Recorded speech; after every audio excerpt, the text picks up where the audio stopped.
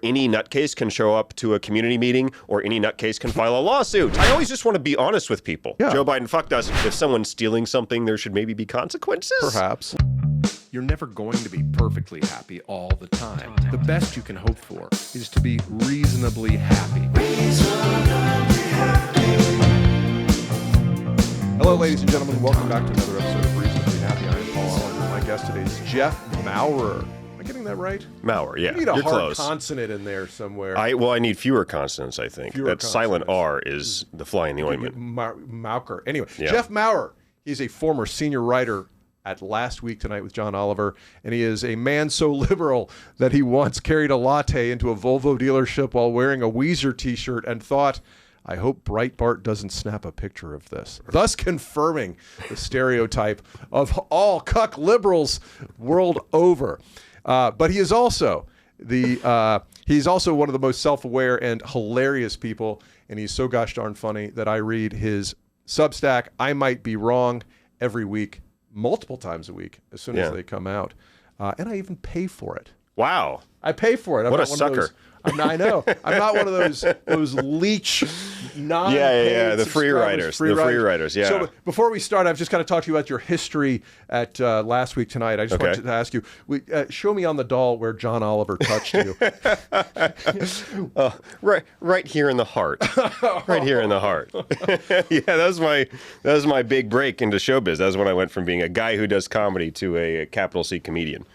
Tell me about that experience. He's such a brilliant man, and it's such a well-written, smart show. How did you get yourself into that staff? John saw me at a comedy club. John and a guy from The Daily Show named Rory Albanese were coming through D.C. doing stand-up, and I was John's opener at the D.C. Improv. Oh, cool. You know, the club just gives you an opener. So you walk in, you meet the dude, and I was the dude. And then afterwards, they're like, hey, you're funny.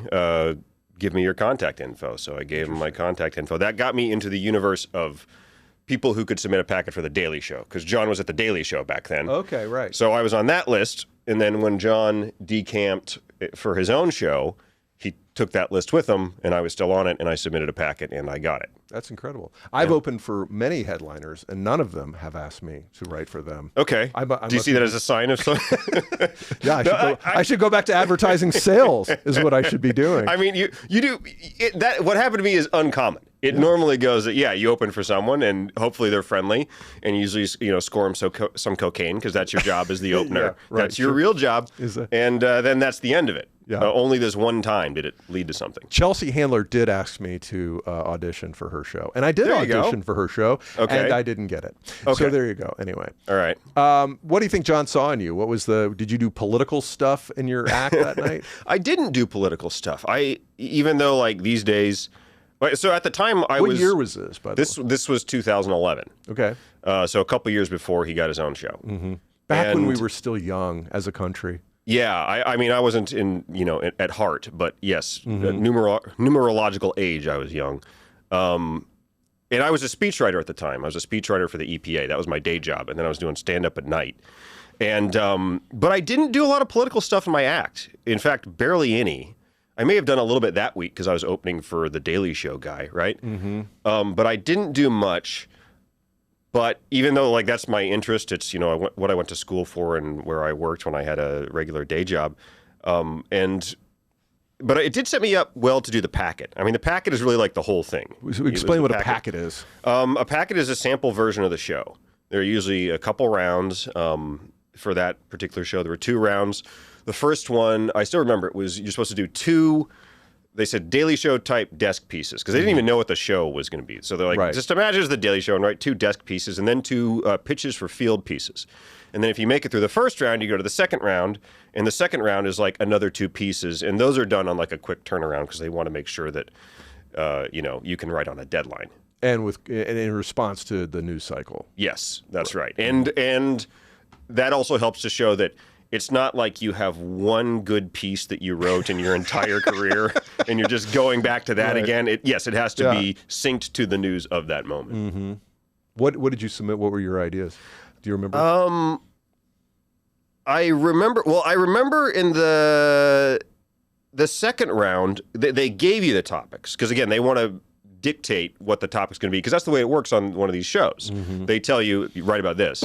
So I remember we found out later, like, they were doing this on purpose. They gave us an easy one. It was the whole Chris Christie bridge thing. Oh, yeah. Remember that? Yeah. Where he blocked off the bridge, which was like inherently funny and easy to write about. So Did you make a fat joke? You did make a fat joke. You're above that.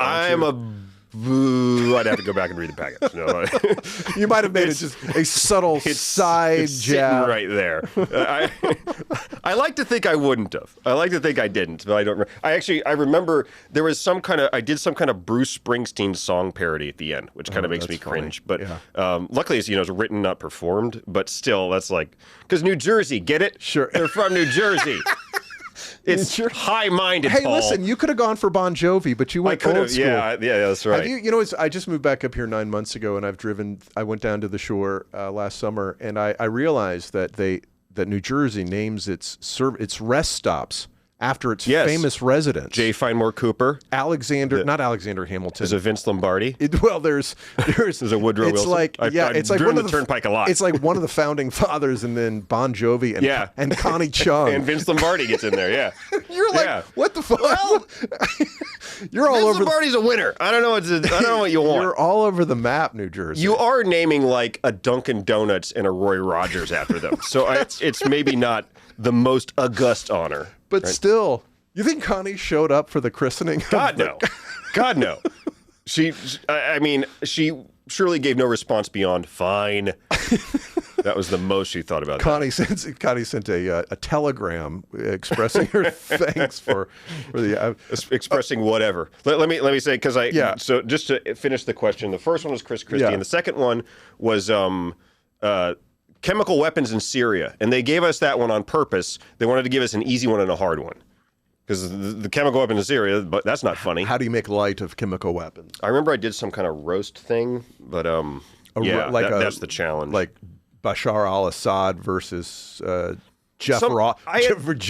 I had some convoluted way of getting to John Kerry doing roast jokes of Bashar al-Assad. As I say this, I can't believe they hired me. It might have been a clerical error, but I had some way to get to roast jokes, because that's what they want to see, is that you can write about very dry topics. So what's the process like? I mean, there's for anybody who's a comedy fan, everybody's read an SNL. Hey, here's how the week starts. After the lazy Sunday on Monday, you come in late. You start sort of pitching topics to the host, and then there's the Tuesday all night writing thing. What's the rhythm of putting a John Oliver show together? Well, it's probably changed, because since I left, they started taping on Saturdays. When I was there, we taped on Sundays, so the week would go. You come in on Wednesday and start pitching stuff. Well, I say that. You start pitching stuff for the top of the show. The A story, the main segment, the one that gets put on YouTube, that's usually been in the works for weeks. When I got there, we started doing like 2 weeks for that. But by the time I left, and I was there 6 years, it had stretched to like 4 weeks, possibly more. So that's like in the works. And then... And that usually has 2 writers on it, though we will all come in at the end. But it usually has 2 writers on it, and then the remaining writers are working on top a show or an ender or some future thing for a future. You might actually be on, it's like 2 writers are the one for that week, and then you're one of the ones on the one for next week, and somebody's on a story for 3 weeks out, something like that. How many writers on the whole team? Well, when I was there, it was 8, and I think they're up to 14 now. Geez, seriously? Yeah, it's a larger number now. That just means there's a much bigger budget for the show and all that. There's 14, and you're not one of them anymore. I doubt they're paying them more. No, well, I mean for the show, not for the writers. Yeah, it's never a bigger budget for the writers. Yeah, I don't know. Time where Seth Meyers is getting his band laid off, they're hiring more writers at HBO for John Oliver. Yeah. I wish I had... gotten in on that. It would have really lightened the load. How stressful was the production being a writer there? A lot of pressure to come up with interesting things. Sure, it's a put up or shut up kind of field. Right. And early on, none of us knew what the show was, and I was one of the original team. None of us knew what the show was, so we're kind of figuring out what it is as we go. And none of us knew if it was going to stay on the air, which is the nature of television. And for me, that was like really high stakes because I had gone from a square job to a comedy writing job. So if the show was just like 6 months and gone, which happens all the time, it's like I left my real job for this. Now what happens? So yeah, that was stressful. I'm not sure Elon Musk would say that a job at the EPA is a real job. Well, a speechwriter at the EPA? Come on. It's funny. At the time, that would be doged to all hell. It seemed real to me. At the time, it was like, oh, I've got this super secure job at EPA. Right. I'm a federal employee. What could happen? Now it's the opposite of a secure job. So yes, although not that TV has become more secure. So yes, it's all just chaos. Point taken. You went from a traditional job with some sort of predictable path to television, which is there is no path. There's a path, but it's not predictable, and it is the path is filled with landmines and all sorts of other things. And stuff gets canceled all the time. And when people look up a TV writer's salary, they're like, "Wow, TV writers get paid very well." And I'm like, we do get paid very well, but there's also the assumption that your show is going to get canceled, and then you're going to go 18 months without working. What does a TV writer get paid? It's if you work all year, it's $200,000 to $300,000 easy. Nice. Yeah, good income. If you work all year, it's more than I'm making in comedy right now. Yeah, it's a nice income. Yeah, it's a nice income. But the assumption is there will be big stretches of you not working. So you might work and that will come to pass. 25 weeks in a row or something, and then 25 weeks would be awesome. It's like a 20-week contract. It's like common. Wow. These days, yeah. Gotcha. So what led you to decide to depart the show? I'd been there 6 years, and you got to ask yourself, do you want to be a late night lifer? Because there are people who are late night lifers, like Jim Downey. I'd always kind of wanted to write for scripted TV. That the divide is between like late night and scripted. I wanted to do that. I got to be honest, I wasn't feeling super comfortable on the show at that moment. People who read my blog know that I'm like an Obama era liberal, and I'm. Why does that make you laugh? Well, I just think let's talk about what that means. Yeah, after you tell the story, we're going to come back to Obama liberal versus today. Is this kind of, how well does the show fit me, and do I want to just do this forever and then retire? Because at that point, the show was established enough. It's like, if you want to just hang around forever, maybe that's a way you could go. But like I said, I was not feeling super comfortable. And I did want to write scripted stuff. So I made the big leap, did it 1 month before COVID hit. Oh, so nice. A master stroke of a career move. It was just kind of time. Yeah. 6 years is a long time because the show is stressful, and that's a long time on a show. So when did you start writing on Substack? 2021. Because remember when I said that I left right before the pandemic, and it was a terrible move. Yes. And I was suddenly like, oh my God, what have I done?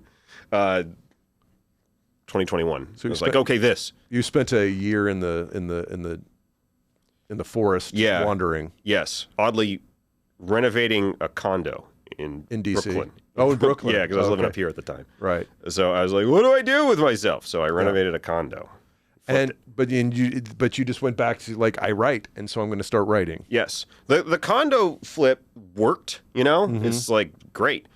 So I was able to get some income from that. But the whole time I was doing it, I was thinking, this is just weird. Is this a weird thing to do? I've only had one thing I do my entire life, writing, whether it's speech writing or comedy writing. It's my only skill, if you want to even call it that.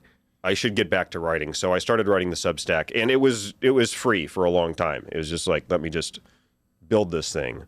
Only like a year and a half ago did I start putting a paywall in front of half the articles. Right. So they encourage you to do that. You're not going to get revenue if you don't.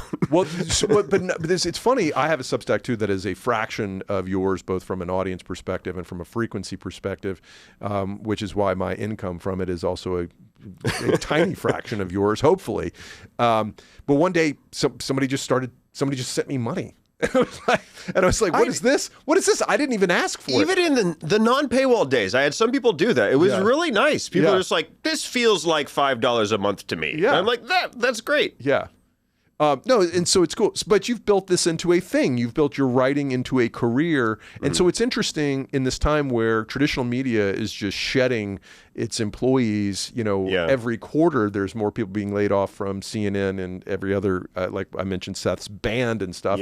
But serious journalists are now out of work. And so Substack has provided you with an income that gives you a sense of self-determination. How does that feel? It feels great to not have a boss. Yeah. My wife's still got a boss. Right. And she's great if she's watching, but it's a boss, and you have to. She's got all the dynamics that come with working in an office and stuff like that. I don't have any of that. What's the downside? That's pretty nice. The downside is you sometimes feel like Jack Nicholson in The Shining. You're just alone in a house writing day after day after day, and you kind of lose your mind. I miss being in a writer's room. Yeah. People ask me sometimes if I would ever go back to TV. Sure, maybe, like the right offer comes along, and the thing that would really entice me is like, I would like to be back in a writer's room. It was nice to just fuck around with some 7 really funny smart, people. really funny people. Yeah, who I still enjoy seeing. Yes. Right. You crank out a ton of work. Too much. Probably. How do you decide what the right amount of volume is? Well, I love your shit. I sometimes I'll want to reply to something. I don't want to be a fanboy here, but no, I really like your stuff. It's very, very intelligent, very funny, laugh out loud all the time, because you're saying things that, I think people are starting to come back around to saying them, but you're saying things that need to be said. You're a dyed-in-the-wool Democrat, liberal, Obama era, Clintonian era. I like to think I'm open-minded, but I also want to not bullshit my audience. Right. And I want to tell them, I always vote for Democrats. But I don't want to be a party man either. Well, so here's the thing. The name of your here's why you're never going to be hugely successful, because the name of your blog, just one reason, of Substack is I might be wrong, which implies some intellectual humility, which will get you exactly nowhere in today's world. You're right, but you know what? Throw that reason on the large pile of reasons why I'm not going to make it. What's one more reason? Who cares? All right, let's talk about in 2017. You're an Obama liberal. Yeah. What does that mean? Yeah. So, good question. Obama, I thought, was a very smart, forward-looking, inclusive guy. Charismatic. He was really good at president. He gave good. He won twice. Won twice. Yeah. That's pretty good. I thought America wasn't ready for a black president. You know what? I was never one of those people. Yeah. And including in the primaries. I voted for him in the primaries, and I was like, I think he can win. And he did. So, that was validating. But it was very... I just think of Obama as a classical liberal. He's a classical liberal, free speech, equality, not equity. And I relate to those values, and I think he embodied them really well.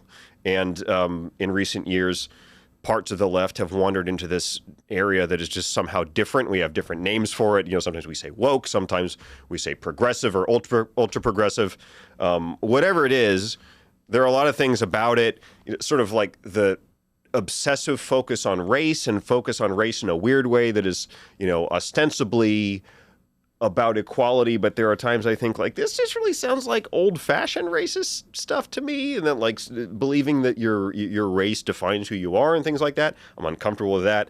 I'm uncomfortable with how anti-free speech things got in the 2010s. There's just a lot of it was very weird to me. That's why I feel the need to kind of clarify Obama-era liberal. I think that invokes in people, or at least I'm hoping it invokes in people, sort of the set of things I believe, which is more universalist and inclusive than this little cultural revolution that we lived through in the 2010s. I want to read something you talk about the Democrats. I think you talk a little bit about a lack of self-awareness among liberals today, the Democratic Party, and that they have lost any sense of humor whatsoever that they used to have. Well, yeah. Here's something. It's more. Yeah, it's more like people on the left than like Democrats. To be fair, I don't know if most politicians were ever funny. Was Tip O'Neill ever funny? I bet Tip O'Neill was a lot of fun to hang out with. Reagan and Tip O'Neill seemed like they were fun to hang out with. Okay, but maybe Tip O'Neill's a bad example. Ted Kennedy was a lot of fun to hang out with. Yeah, that's unless right. you were in his passenger seat. Now that you're saying it, maybe they did. Because I'm also thinking, Bill Clinton, he was a party dude, if nothing else. Totally. I mean, yeah, so... Charlie what was the Tom Hanks movie, Charlie Wilson's War? Charlie Wilson was a hell of a guy to hang out with. No, that's true. I mean, you're convincing me that actually it's Democrats and the left generally. Well, I don't know. Okay, here's your theory.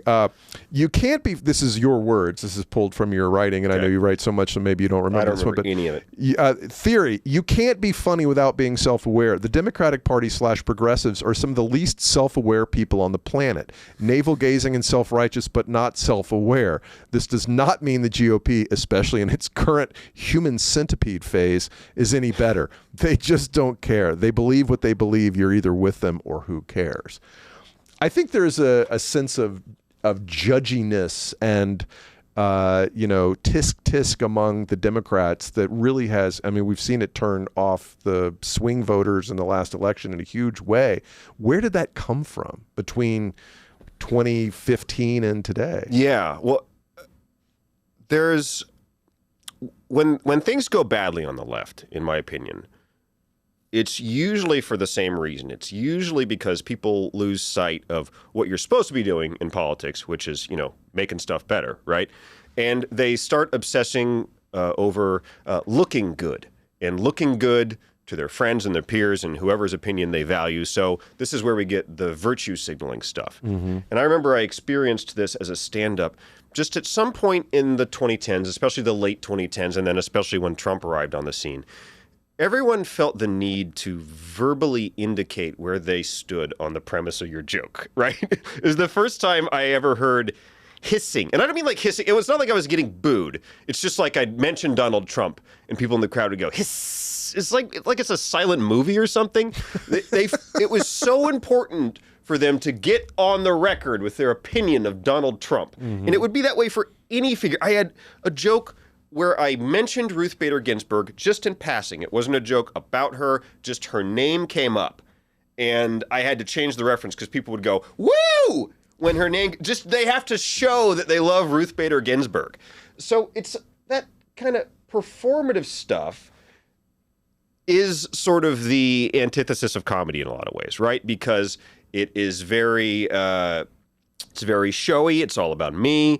It's all about being safe and showing that you're part of the group, not being sort of having an outside perspective. Right. And I think few people would argue that if you think of the worst stereotype of what a liberal, progressive, whatever word you want to use is, they would also say that person's very funny. It's like, no, that person's humorless, right?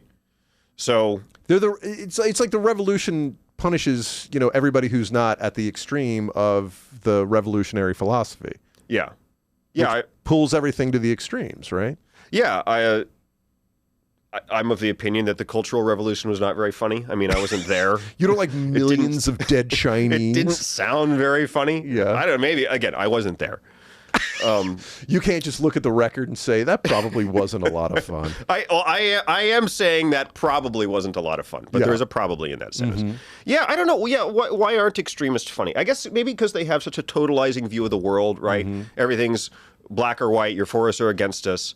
It sort of doesn't allow for any, you brought the word humility earlier. It doesn't allow for any humility. It's like, no, we know the truth. The problem is that you are an imperfect exactor of the truth, but I am. I don't hold back. I'm willing to do anything in pursuit of this truth that's very obvious to all of us. Which is sounds religious. It's orthodoxy, if nothing else. Yes. And it's funny. So I'm reading this book, and we're going to interview Jane Borden, who wrote a book called "Cults Like Us" next week, and she's drawing the connection between traditional cults going back to the Puritans to the MAGA movement. Mm-hmm.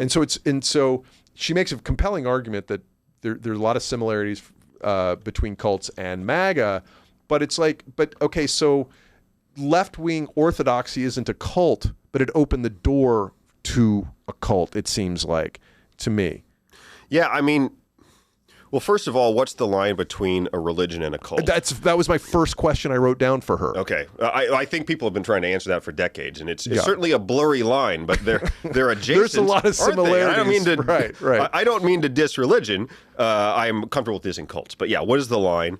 When is something a belief system versus a religion? So I've referred to, I use the phrase religious left sometimes because to me, it seems like a religion. So I'm from Hampton Roads, Virginia, the Norfolk area, which is pretty red and pretty religious, especially when I was there in the 90s.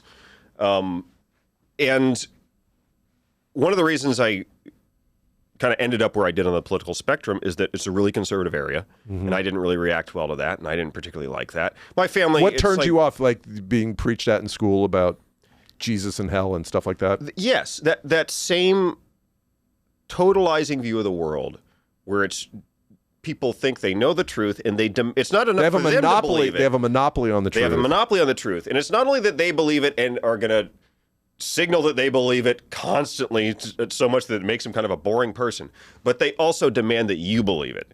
And this sounds so ancient, but like there were fights about evolution in my school. And of course, being gay, it's like you couldn't, statistically there must have been gay people at my high school, but I don't know who they were because nobody was out at my high school. This seems like... In the 90s. In the 90s, yeah. Right. This seems like the Stone Age, but that's how it was. Yeah. And that's a pretty oppressive and, in my opinion, not good way to look at the world. And then 20 years pass, and I'm an adult living in New York, writing for a late-night comedy show, and I see a lot of the same stuff. Like I was talking about the virtue signaling. When I was a kid, people who were religious in that way, and like my family was religious, just not in that way. It's like they would shoehorn Jesus into every single conversation. Like, I think it's David Allen Greer has a great joke about religious people where you can never talk to them. You're like, you want some gum? They're like, oh, I don't need any gum.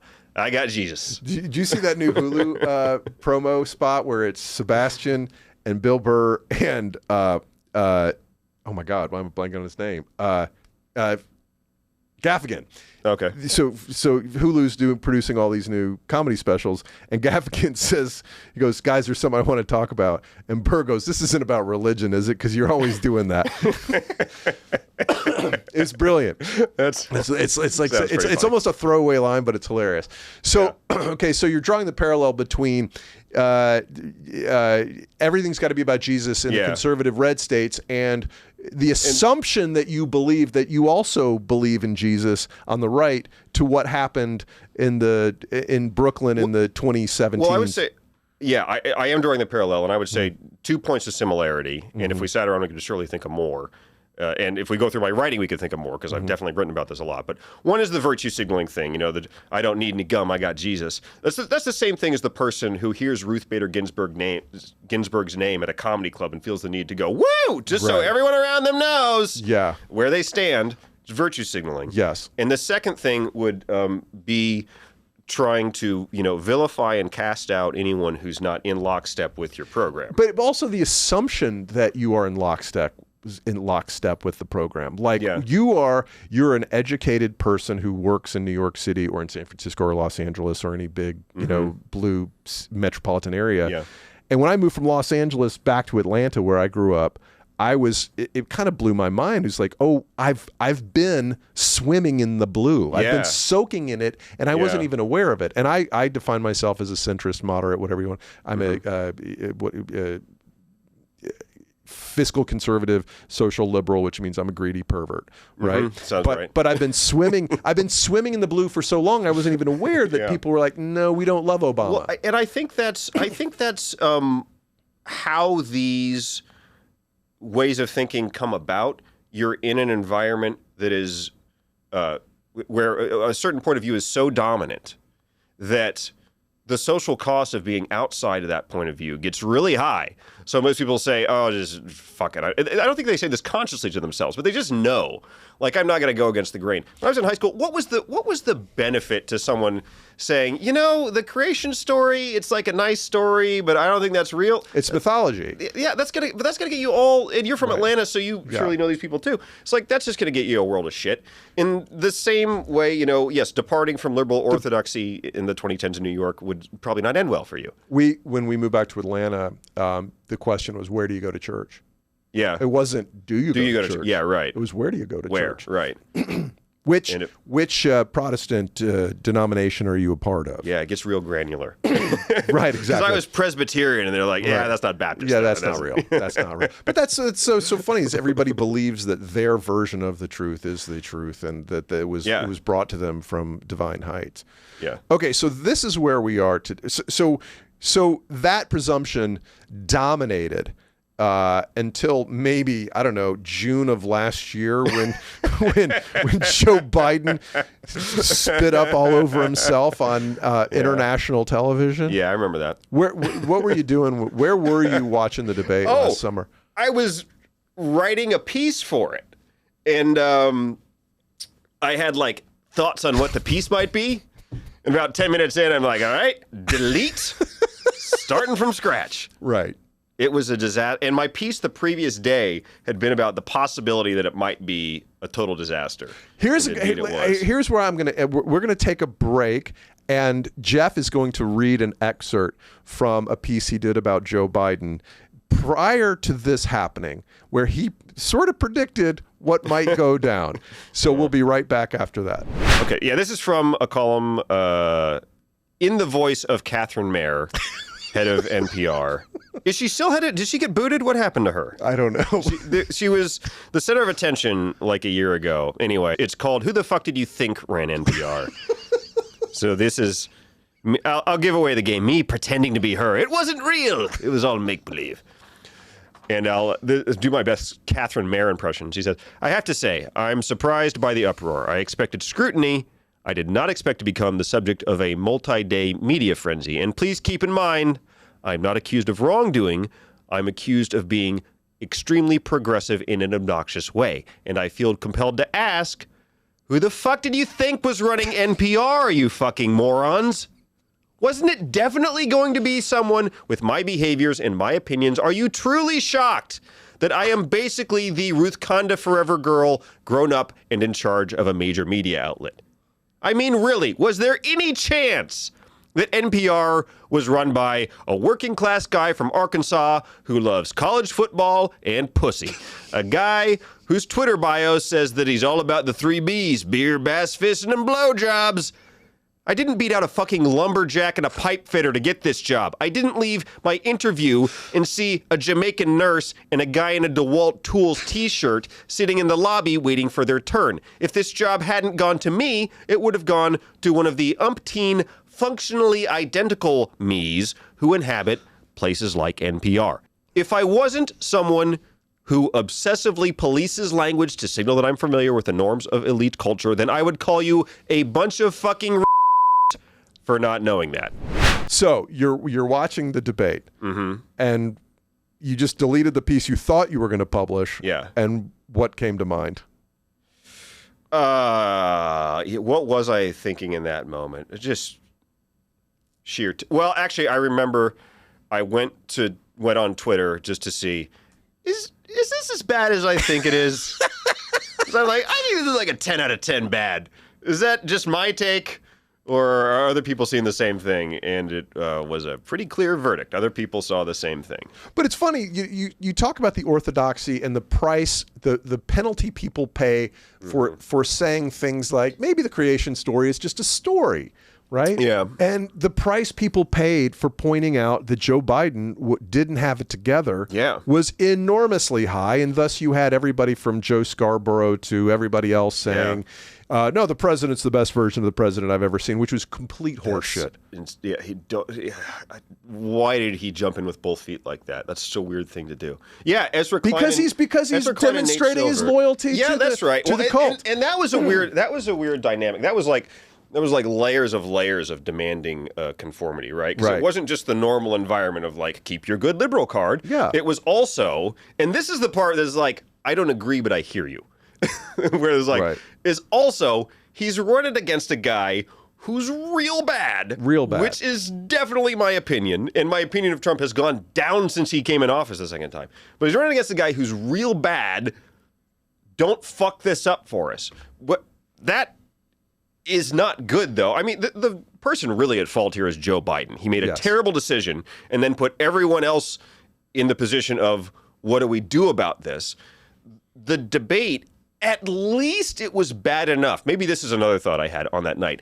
At least this is bad enough that now it's inarguable. But it took another month. It took another month, but it was inarguable. But yes, and I thought it was eye-opening in that month that there were people who would, like adults, who would look you in the eye and say, he just had a cold. It's like, it wasn't a cold. It was dementia. We all saw it. Boy, I hope I don't get all that protein on my synapses.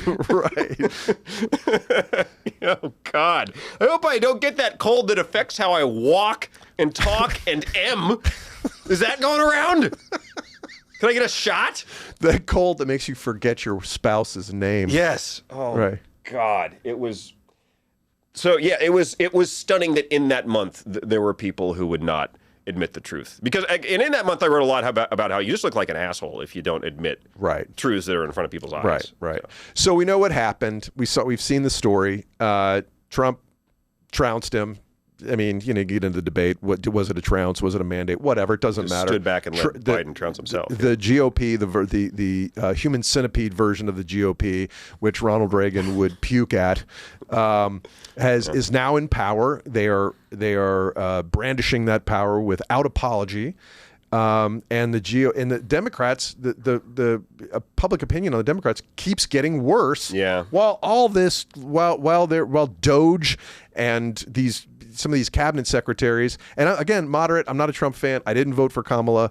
I'm dying for better candidates to come from either side of the aisle. Mm-hmm. So the parallel's been drawn between today's Democratic Party and the Democratic Party in 1984 after. Reagan, as I think Dennis Miller said, Mondale got beat like a narc at a biker rally. It's a good line. Right. It's a good line. And it about describes losing 49 states. I think. Right. So with the exception of Minnesota, which he barely won, I don't think Reagan even went there. Yeah. Right. So where do we go from here? Where's the sunlight? Where is the light at the end of the tunnel? And I'm not saying that I'm wishing for the Democrats to take over with majority in both houses and the judiciary. You've got less invested in it because I've got. But I want a healthier. I want a healthier America. Yeah, well, even people who I talk to a lot of people who consider themselves right, center right these days. Yeah. And like a lot of them read my blog because I depart from the orthodoxy that's on a lot of like TV and stuff like that.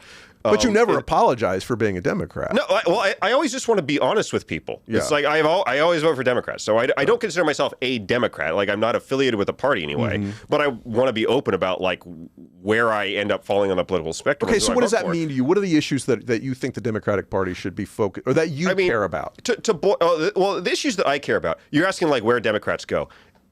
I'm glad we're talking about abundance. Abundance is the word that we're attaching to the idea. I thought it was joy. No. Very different. The joy was stupid. The joy was stupid and didn't do shit for anyone, obviously. Abundance is the word. It's like Ezra Klein wrote a book about this. Mark Dunkelman wrote a book about this. Is the word we're attaching to. We need to be able to build stuff again, especially housing. We need to be able to build housing and freeways and railways and energy projects, and your tax dollars should go farther, and government should work. I think that's a good thing to talk about because it's very real, right? We are all in the housing market. Every one of us is living someplace that like, boy, I wish it was nicer, or I wish it was cheaper. I mean, that combination of nice and cheap, it's hard to come by. You're in New York. You know what I'm talking about. Mm-hmm. It would be easier to come by if there weren't all these ridiculous regulations and various zoning restrictions, things about parking and height requirements and blah, blah, blah, blah, blah.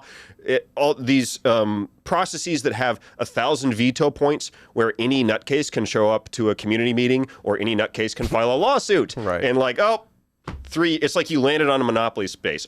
3 years, $20 billion. Right. There goes your project. That's a problem. There's a lot we can do to solve that, and that makes your life better no matter who you are. So I think that's a real good thing to talk about these days. What people don't like, to make a long story short, to use a term that's too vague, but I'm just going to use it anyway, the woke shit. People hate the woke shit, and a lot of it's dumb. Nobody wants to put their pronouns in their bio. It's dumb, and I use the phrase but they do, because they want to signal. What was the phrase? I cut you off. I used the phrase "little cultural revolution" earlier, and it is important to clarify. Lil, it was littler than the real one, but still. Yes, when there is pressure to put pronouns in your bio, yes, it appeals to some people, but only if you're in one of those environments that is so homogeneous that everyone around you thinks it's cool that you put your pronouns in your bio. but those environments are like the company I used to work at, Facebook or LinkedIn or Microsoft, where there is social pressure to not mention that you're a Republican, mention that you're a Christian, that you have to virtue signal with your pronouns lest you be labeled. There was somebody put up a Blue Lives Matter thing at Facebook and got tongue lashed. Oh yeah, and raked over the coals. The guy that wrote that memo at Google, Dharmer, whatever his name was. Who just was saying, like, maybe there are reasons besides discrimination that women don't want to be engineers. Like, could we look at the numbers? Yeah. Which, that it's a very logical argument, but no, he's the bad man and gets thrown out. Yeah. And that still happens. Like, look, by criticizing Democrats, I am not endorsing Donald Trump. I am not. Not saying. It's almost like I expect more out of you. Yeah. Well, and I was talking about earlier how my blog, there are a lot of Republicans who read it. It's because I understand the feeling of, like, I wish I had a sane Republican Party. I wish there was a sane Republican Party. 100%. That would be. I think if there's one thing that could improve American politics, it would be a sane Republican Party. Totally. It'd be a great place to start. So I understand people also like. And they want the Democratic Party to be better. And I want the Democratic Party to be better. And like I said, I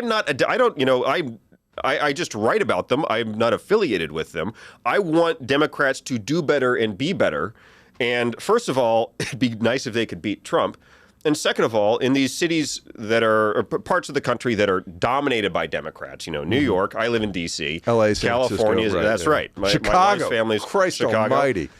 Governance should be better in those places. Yeah. Like the defund the police movement. I know very few people actually believed defund the police, like literally do it. And if you look at what cities did, none of them zeroed out their budget. But there was a soft on crime posture that a lot of them took. Like, it's not going to make your city better. No. I mean, you want a sensible approach to justice that's not draconian, but if someone's stealing something, there should maybe be consequences? Perhaps. Why is this we're going to put them on a list and say, you can't come back into my Walgreens because you're a trespasser. You know what? No one's going to come back into the Walgreens because the Walgreens is going to shut down. Right.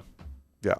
And yet, it was maybe 2 months ago, there was some Democratic leadership thing, and the guy who was on stage said, raise your hand if you think that Kamala lost the election because of misogyny and racism. Yeah, and 100% of people in the room raised their hand, as if there's no other reason why people didn't vote for Kamala, because this country isn't ready for a strong black woman. That's wrong. Condoleezza Rice wrote a piece in, I think it was Foreign Affairs, right as the election was happening, and I'm like, look at this brilliant dissection of nationalism and isolationism from a scholar and a diplomat versus Kamala, who's like, I can't think of anything I would change about the Biden administration. Like, are you kidding me? Are you fucking kidding? On The View. What was that accent? I don't know what it was. It was a stone. Give her a southern accent. You got to be very careful to not go close, too close to it. Sure. But people don't believe her. People don't respect her. That's why they didn't vote for her. And because her own party did her a dirty by not forcing there to be a primary. I don't think Kamala was an awesome candidate. I don't think she was horrible either. I don't think she was awesome. And I don't think it's her fault that it's Joe Biden. Joe Biden fucked us. Yeah. Joe Biden fucked us and fucked her, and that I'm sorry for that mental image. But he shouldn't have run. He shouldn't have run from the beginning. Correct. And then there would have been a proper process. And it either would have been her or it would have been someone else. If it was her, she would have won the primary and not just like, okay, well, you're standing there, which, he did her dirty. It wasn't good. Yeah, that meeting that you're talking about, it was to elect new leadership in the DNC. And it was bad. People might have been finding a lot in the word "because" lost because of her race. Mm-hmm. It's like, well, I guess technically if there's one person in America who doesn't vote for her because of her race or gender, then I guess you would say that was a factor. But like I said, I was the guy who was in 2008. I was like, I think Obama can win. I think America's ready, and they were. And this is not to say that racism and sexism don't exist. Sure, it's just to say that you can win in a racist in a country where there are racist and sexist people. I definitely believe, and it's weird that it becomes like this this thing where some of the most progressive people are worried about a female candidate or a black candidate or any non-white candidate because they assume everyone else is so racist it's not possibly going to work. Right. So that's weird. And but I definitely believe absolutely a black woman could become president. Kamala Harris could have become president if a couple of things had gone differently, including maybe if she had just said 3 things I differ with Joe Biden on. 1, 2, 3. Yes. Like that could have done it. She doesn't come across as a serious person in those interviews. No. Like I said, she was an awesome candidate. On my blog and podcast, every time she came up, I'd say, she's fine. All right. She's fine. Who do you see on the bench for the Dems? I like Buttigieg. Buttigieg is a smart guy. He is a smart guy. I like Jared Polis. America's not ready for a gay president.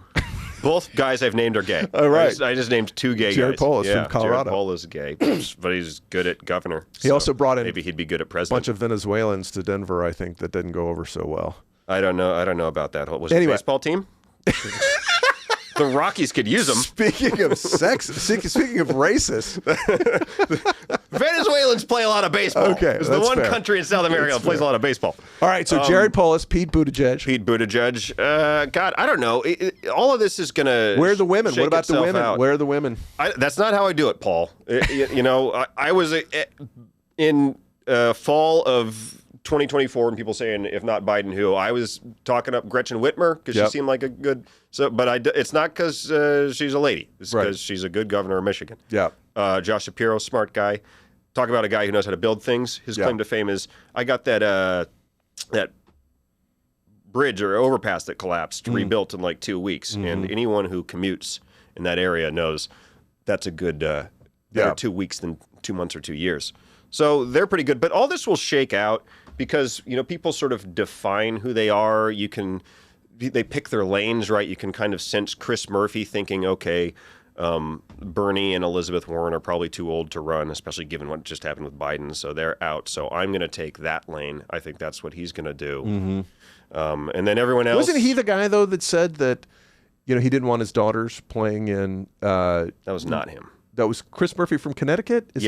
Unless he also said that. That was somebody else. It was somebody from Connecticut. It was a Democrat from Connecticut who said, I've got 2 daughters. I don't want them playing sports in leagues with biological males. Yeah, well, possibly Chris Murphy also said it, but that was definitely somebody. And he got a lot of... Okay, so we're thinking of the same guy. It was not Chris Murphy. It was a different dude. Yeah. Okay, sorry. I don't... here's the thing. I think that people really are interested in politics, but... most of the people you read about or watch you follow on Twitter, that's all. And you spend your all day, every day thinking, writing, and reading about this stuff, and it's hard to keep up with even if you're spending an hour a day reading news. Especially with Trump, it's just too much stuff happens. You can't possibly follow all of it. What's the worst case scenario with Trump? Oh God, I'm increasingly worried about something very bad in the economy. Mm-hmm. My background is partly in economics, so I write about that as much as people will tolerate. Yep. And boy, all the signs that I'm seeing are bad ones. The tariff war is a terrible idea. This budget, he's going to do tax cuts when we're already, the deficit last year was $1.6 trillion, and he's going to add to that. And interest rates are already high. It's just a bad combo of things, and he seems to be prepared to press all the wrong buttons. Yeah. So I worry about something big economically, and then clearly he respects and recognizes no restraints on his power whatsoever. So it's just a matter of when and who is anybody gonna stand up? Yeah, to he's him. pushing as far as he can, and so far the judiciary has not broken. Yeah. But he's trying to break it with the possible impeachment of some judges. He is. And already we're down to our last line of defense, whereas in his first term, at least there were some people in the White House saying, don't do that. Right. Now there's nobody saying don't do that. So it's the judges and the judges alone keeping them from breaking the law. Are there Republicans that you could stomach voting for in the midterms or the next presidential election? No. I short answer, no.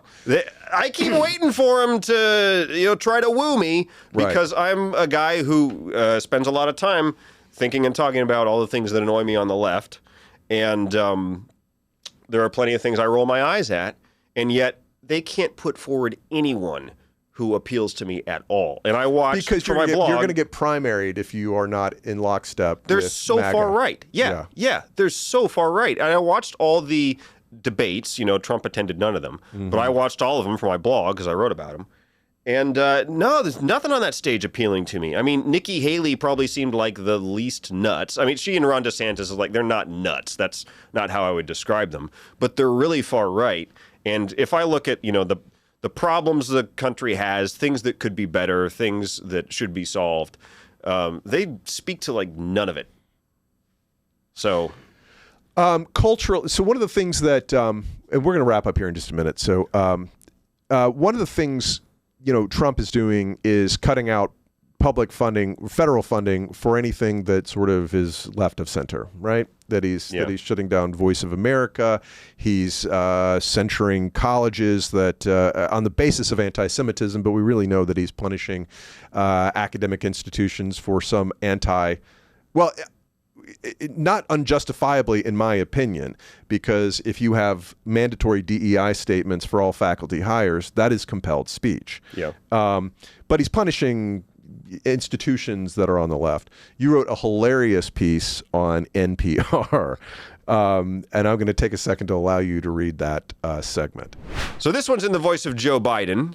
I'm the only living comedian who does no impressions, so I'm not going to do a Joe Biden impression. But this is, and I'll point out, this is from 2023, okay? So this aged well, and in Joe Biden's voice, it's called, "Don't worry, I got advice about preserving my legacy from Ruth Bader Ginsburg." And the excerpt, this is jumping in the middle of the article, says, "At the moment, a lot of people want me to call it a career. Recent polling makes it clear that my age is a major electoral liability, and many Democrats worry that my weakness as a candidate will open the door to a second Trump turn." Oh, this is brutal, reading this one in hindsight. This all came to pass. Oh, dear. Anyway, many would like a different nominee, but most acknowledge that my determination to run scares away potential challengers. The only clean solution is for me to stand down. Luckily, I have imbibed the wisdom of one of the few people on earth who has been in a similar spot, Ruth Bader Ginsburg. In early 2016, I was fortunate enough to share an audience with the esteemed justice. She was 82, the same age I will be if sworn in for a second term. Trump was rolling to the nomination, and some Democrats wanted Ginsburg to retire so that Obama could appoint her successor. To be clear, these people largely shared Ginsburg's views. In fact, they lauded and respected her. They saw her as a champion of feminism and individual rights and argued that having a president who shared her values appoint her successor would solidify the gains that she had worked so hard to secure. And I'll never forget what the now late justice said to me. "Nah," she said, "nah, fuck that fucking shit." She was saltier in private than she was in public. Anyway, she went on, "I know a bunch of libtards want..." All right, try that again. She went on, "I know a bunch of libtards want Baby Ruth to take a dive, but homie, don't play that." She loved In Living Color, too. Not a lot of people know that about the late justice. "Homie, don't play that. They need to get their panties untwisted because really, what are the odds that Trump will win and then I'll die during his term and he'll appoint a super conservative 48-year-old who will undo everything that I fucking worked for." That's not going to happen. You sound like a jerk-off saying that. And scene. I said I didn't do impressions, but then I did a spot-on Ruth Bader Ginsburg there, didn't I? All right, we're back. That was fantastic. No, I love this piece because it really speaks to the institutional capture. Now, a lot of the stuff that he's doing is trying to force these institutions to the right. Do you think that there'll be more moderation that happens organically, or are we just going to be continuing to push like far left, far right institutions? I hope we don't end up. This is a thing I worry about in American politics, is that we just seem to be moving farther and farther to the extremes. It certainly depends on the institution, right?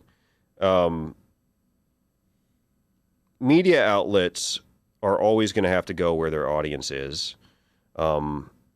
Academia, there's a lot they could do to be less nuts. I mean, things got pretty out of control on some college campuses last year. Sensible things just along the lines of just enforcing your own rules and stuff like that are good things to do. It's always bad when an organization gets like bullied into it by the president. Yeah. There's sort of a blurry line between, an executive branch, using the powers that they do have, and the government generally has powers over funding of this thing or that thing, and they can attach strings to that funding if they want. But then at some point it blurs into just, bullying, and there are obviously free speech concerns. Trump is not a fan of free speech. That's not a thing he respects. That's pretty clear. So even the outcome might be like something that, in the case of universities, for example, might say, okay, well, I'm glad they walked towards sanity, but I don't like how it happened. I don't like that the president basically bullied them into doing it. But what would have happened if you extrapolate where college campuses were and still are headed, where's the end of it? I mean, like, it's pretty crazy that they're so afraid of their own, the wielders of the orthodoxy and the, murdering anybody who's to the right of you, even if you're, Well, luckily they haven't murdered anyone yet. Well, but you know what I'm saying is like that socially. How are college campuses going to come back from the brink of just, chaos because they're afraid of the protesters on campus? It's the same way like Kamala. She didn't pick Josh Shapiro because she was afraid of like 4 counties in Michigan. Could have been. I don't know why she picked Walz instead of Shapiro. But all that has to happen is for common sense to rule the day. All that had to happen a year ago on these universities was for them to enforce the rules that exist. You can protest. You just can't take over a building. You can't take over a space. You can't keep people from going from A to B. That's really simple. Mm-hmm. Why didn't they enforce the rules? I don't know. I'm not in their heads. Blowback. Fear of their own students. Fear their students would drop out. Fear of the faculty. Fear of the faculty. Yeah, I don't know. Or ideological, sympathy for the protesters. I don't know. But much in the same way that, I don't think that what's needed to solve some of the pathologies on the that I see on the left is all that radical. It's just basic things like sound policies that work, principles like free speech, inclusivity, equality, not equity. It's really simple stuff. On the universities, too, it's simple stuff. Yes, you're allowed to protest. Yes, you're allowed to say whatever you want, even if it's obnoxious, even if it's very stupid, even if it's kind of vile. You just can't keep people from going places, and you can't threaten anybody. Okay, case in point, the Khalil guy, you wrote a great piece about how there's a difference between being an asshole and being a criminal, basically. Yeah. Where this guy saying vile things, maybe he is pro-Hamas, but this is America. You're allowed to say what you want to say. You can't get thrown out. I would say that the First Amendment is the absolute foundation of this country, and break down what's the difference between breaking the law. Excuse me. Where's the difference between breaking the law and saying things that are radically unsavory? At the moment, they being the Trump administration, is trying to expand the definition of the word support to mean like what you believe in your heart. Yeah. In these laws, when it says, provide support to terrorists, they mean like explosives and stuff, explosives and funding and that kind of support, not like vibes in the universe. Because if that's what it means, then like anybody could support anything, Right? And then it's fair to question, does Trump support Russia, which is an enemy of the United States? If we're defining support that way. Yeah. So no, support needs to mean some kind of very real support. And I think we can certainly all agree about the college protesters last year. Least effective movement in the history of Earth. So it did nothing for anybody. Yeah. How could you possibly argue that was effective? So yes, they're trying to stretch the word support so that they can maybe squeeze what they're doing in the law. I mentioned in the piece, like there may be a very narrow legal justification for what they're doing because he's a green card holder, not a citizen, so it's a little different rules. I'll let the courts sort that out. Even if it is narrowly legal, it doesn't make it good. They're clearly punishing him for what he believes. Yes. Yeah, that's right. the problem. Again, hey, my favorite Substack out there. I might be wrong. It's I-might-be-wrong.substack.com. I might be wrong.org. I became a .org. I'm a .org now. Congratulations. Thank you. I'm of the groups. Does that mean you're a nonprofit of the .org? It just means That's what it used to mean. It just means right? I paid $50 to change the Well done. URL. My status didn't change at all. All right, my guest, thank you so much for coming on. Jeff Maurer, Maurer. I-might-be-wrong.org. The link is in the show notes. I highly recommend it. You should subscribe. You should pay to subscribe, and you should share his brilliant writing with all your friends who are open-minded and ready to think about things beyond party, beyond orthodoxy. Jeff, thank you for all your writing, and thanks for joining us. Thank you for having me.